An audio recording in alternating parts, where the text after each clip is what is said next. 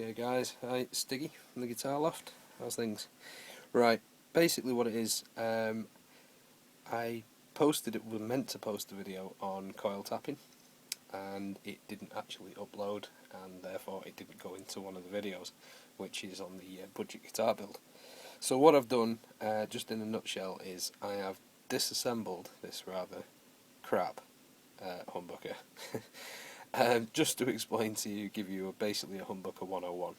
Okay, not all humbuckers come coil tappable. The more expensive ones, Seymour Duncan and other companies like that, they do, but not all of the ones that you get on a budget guitar come wired that way. But you can wire it yourself.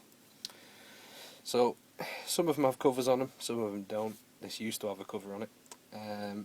Basically what they are is two single coils wired together, right? Basically the coils go the same way, but they are just wired differently. So when the current goes through this way, it goes into the hole and it goes round that way and then comes out. So you end up having a positive off one side and a negative off the other.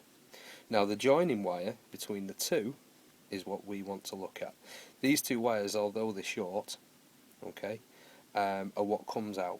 The negative wire is the big thick wire that always goes to the volume pots and causes your earth ring, and the positive wire is normally the really thin one. Okay, now this one is the one that we want to look at. On more expensive humbuckers you get 4 wires that come out to it, which means it's coil tappable. But on a cheap pickup, right, if you take the cover off, or if it's not got cover off, if you take the binding off it, normally it's got a wrapping around it, you will find, as well as the other 2 wires that are coming out, one wire that goes from one coil to the other.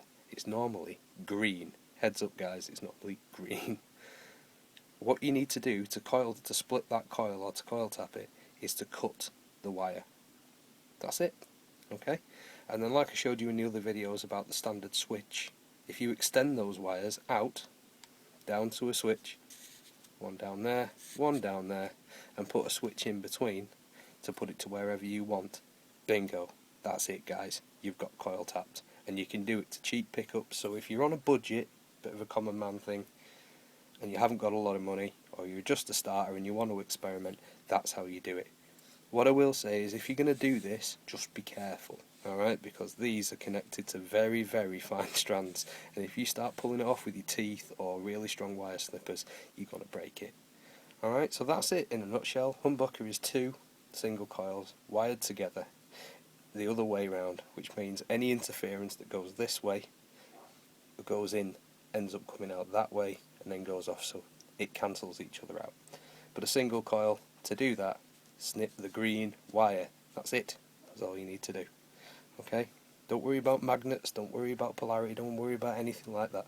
To split the coil, take the cover off, or take the actual binding off till you find that wire. Split it, extend those wires out to a switch, a standard on-off switch is up to you, and then you will have coil tapped. Okay, I'm Stiggy. Catch up soon guys.